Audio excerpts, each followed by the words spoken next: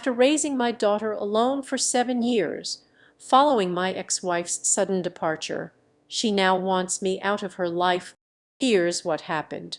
Hi everyone, my name is James Daniels, 57M.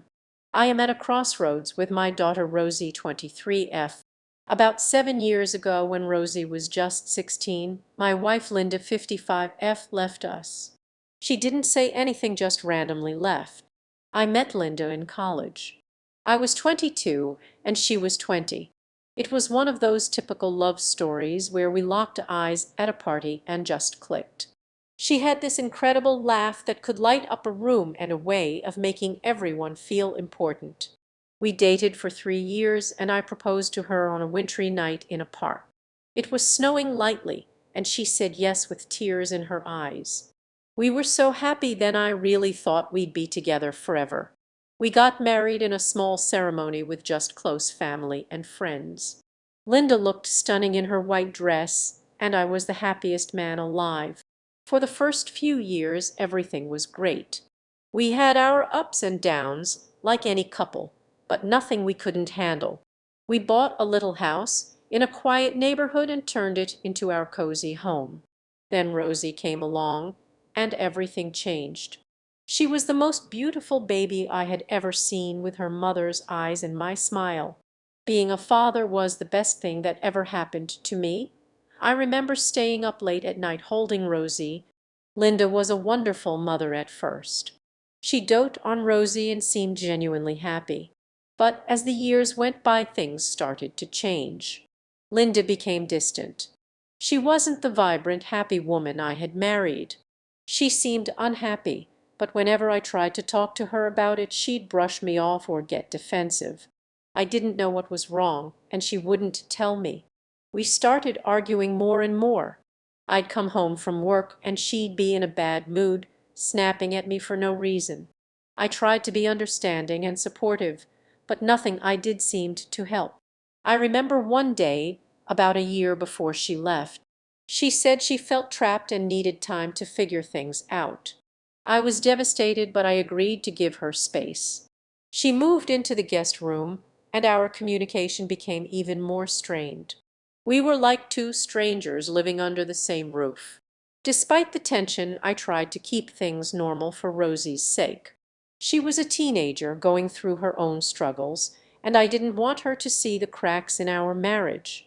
Linda still cared for Rosie, but it was clear she was struggling with her own issues. I thought maybe she was going through a midlife crisis, but I never imagined she'd actually leave us. One day I came home from work and found a note on the kitchen table. It was from Linda saying she needed to leave and find herself. She didn't give any specifics or say where she was going. She just said she couldn't do it anymore and hoped I'd understand. I was in shock. I couldn't believe she would just walk out on us like that. My whole world came crashing down. Rosie was heartbroken.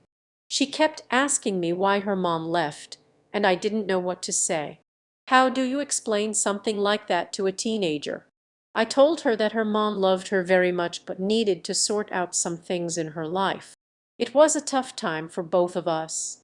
Rosie and I grew closer as we tried to navigate our new reality without Linda. Later, I found out that Linda actually left me for someone else. She sent me divorce papers a few months later. I signed them just to get it over with. Soon after, she got married to David, 59M. As a man, my self-esteem was extremely low. There was no denying that Linda left me because David was richer. However, eventually I got over it. Finding out she left me for someone else was a huge blow. It felt like a knife in the heart. I remember sitting on the couch, staring at those divorce papers, trying to process everything. David was a successful businessman.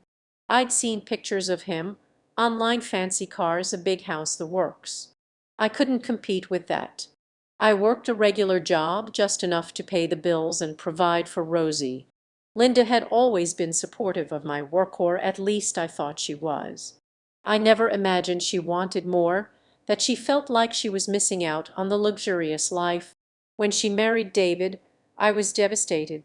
I felt like I was being replaced not just as a husband, but as a father too. David was the kind of guy who could give her everything she ever wanted, and that stung. For a while I just went through the motions, taking care of Rosie, going to work, and trying to keep things together. But inside I was a mess. Rosie noticed, of course. She tried to be strong, but I knew she was hurting too. Years passed and Rosie got used to life without her mom. Then one day, out of the blue, Linda reached out to her. Rosie was excited but nervous. They started talking on the phone, and soon after they met up for coffee. I tried to be supportive, but deep down I was scared. Over time, their relationship seemed to grow, and Rosie started mentioning it sounded like they were getting along, and that made me happy.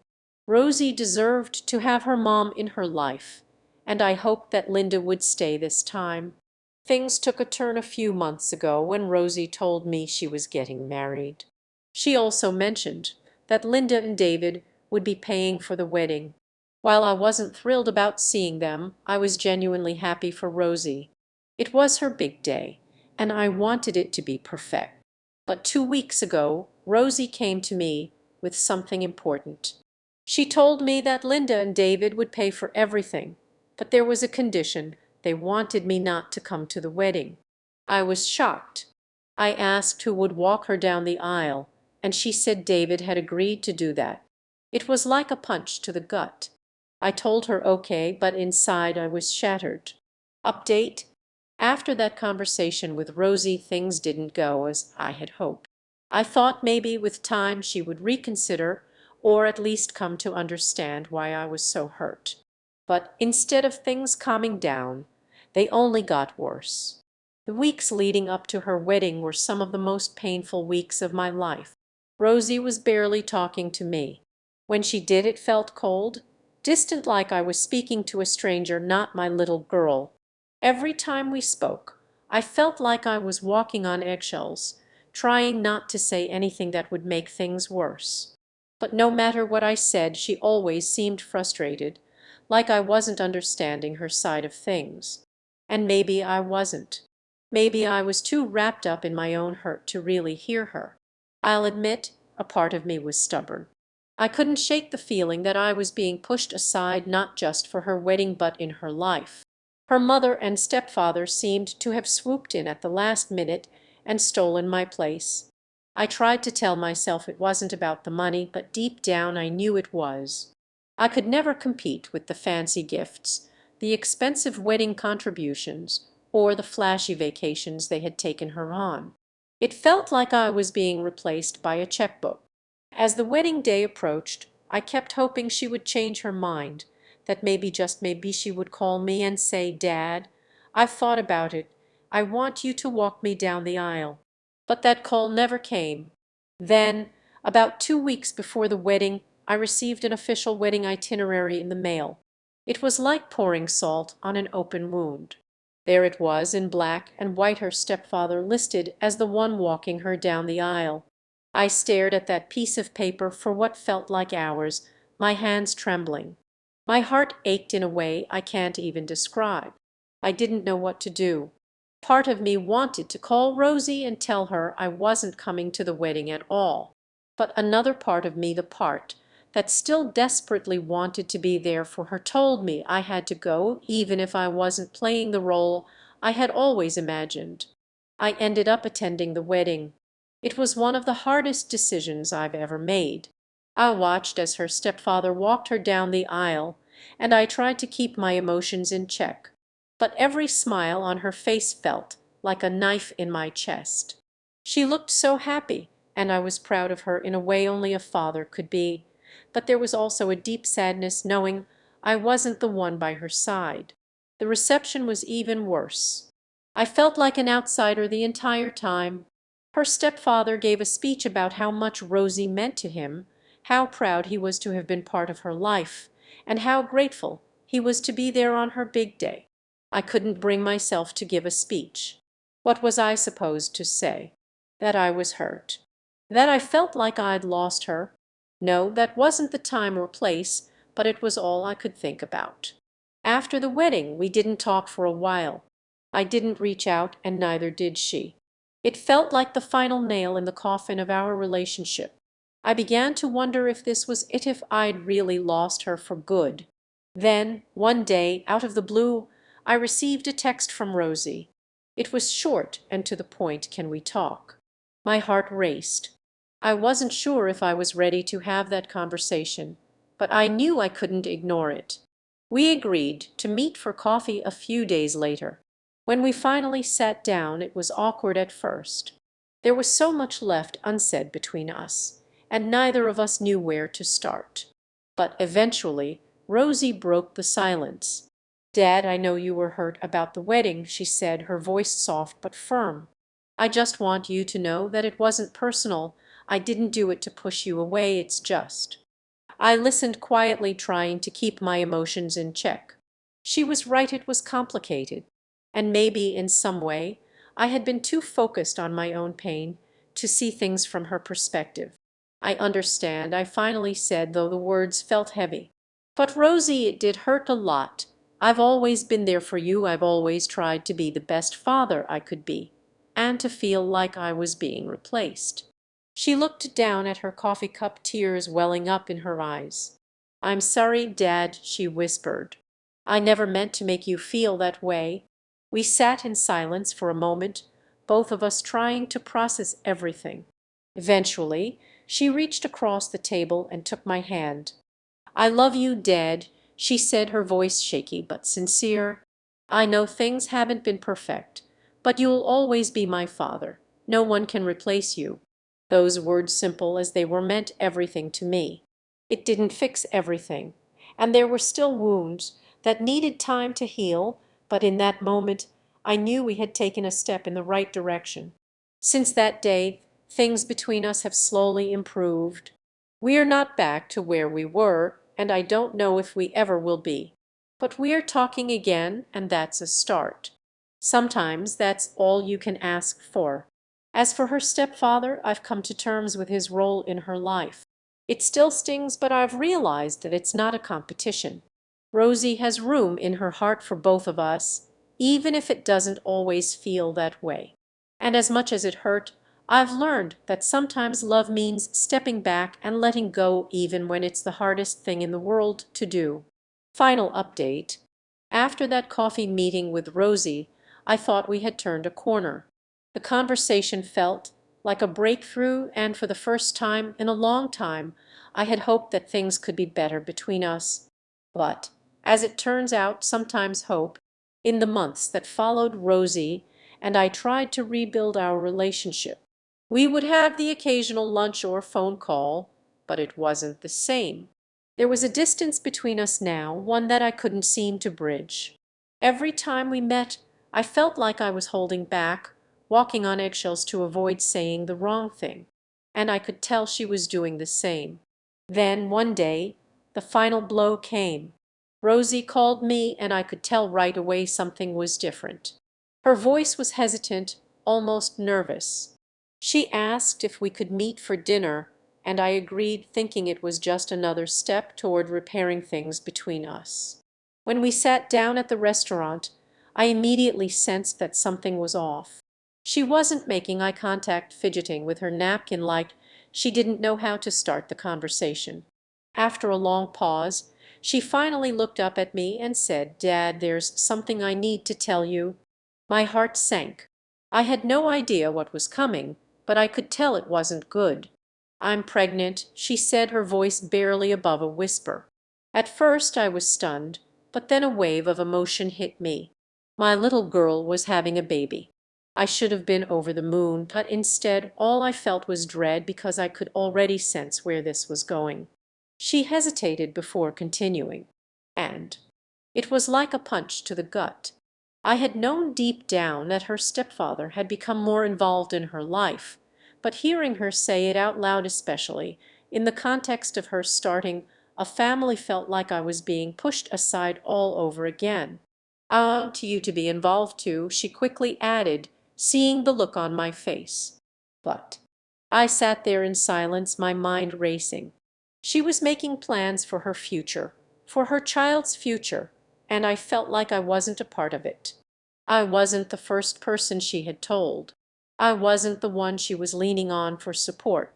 Once again, it felt like her stepfather was taking my place, not just in her life, but now in the life of my grandchild. I took a deep breath and forced myself to respond calmly.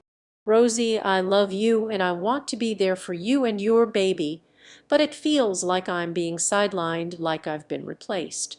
Her eyes filled with tears and she shook her head. It's not like that, Dad, I don't know how to balance it all. Stepfather and Mom have been there for me, especially during the wedding and everything else. It's just. There was that word again, complicated. But it didn't feel complicated to me.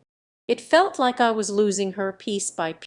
We finished dinner, but the conversation never fully recovered. I hugged her goodbye, but it felt more like a formality than a genuine embrace. After that night, I took a step back. I stopped initiating phone calls, stopped pushing for lunches or visits. I figured if she wanted me in her life, she'd reach out. But the calls never came. Months passed, and I found out through social media that Rosie had given birth to a beautiful baby boy. I wasn't at the hospital, wasn't there for the birth of my first grandchild. That honor had gone to her stepfather, who posted a picture of himself holding the baby with a caption that read, "Proud to welcome my grandson into the world." That was the final straw for me. I realized then that I had to let go. As much as it hurt, as much as it felt like my heart was being ripped apart, I couldn't keep holding onto a relationship that was slipping away. Rosie had made her choices, and as much as I didn't agree with them, I had to respect them. She was an adult now, building her own life, her own family, and I couldn't force myself into a role she didn't want me to play. I sent her a message congratulating her on the birth of her son and letting her know that I would always be there if she ever needed me. But I didn't expect a response, and I didn't get one. As the days turned into weeks, and the weeks turned into months, I came to terms with the fact that my relationship with Rosie would never be what it once was. Maybe it was my fault for not being more understanding. Maybe it was her fault for shutting me out. But in the end, it didn't matter. The damage was done. I still love her, and I always will. But sometimes love isn't enough to keep people close. Sometimes you have to let go and accept that the relationship you once had is over. I don't know if we'll ever fully reconcile. I don't know if I'll ever be a part of my grandchild's life the way I had always dreamed. But what I do know is that I'll always be her father, no matter how far apart we drift. And maybe someday that will be enough. For now, I'm learning to live with the quiet. I'm learning to find peace in the memories of the good times we shared, even if they feel like a lifetime ago. And I'm holding on to the hope that one day she'll come back to me, not just out of obligation, but because she wants to. But until that day comes, I've made my peace with letting her go.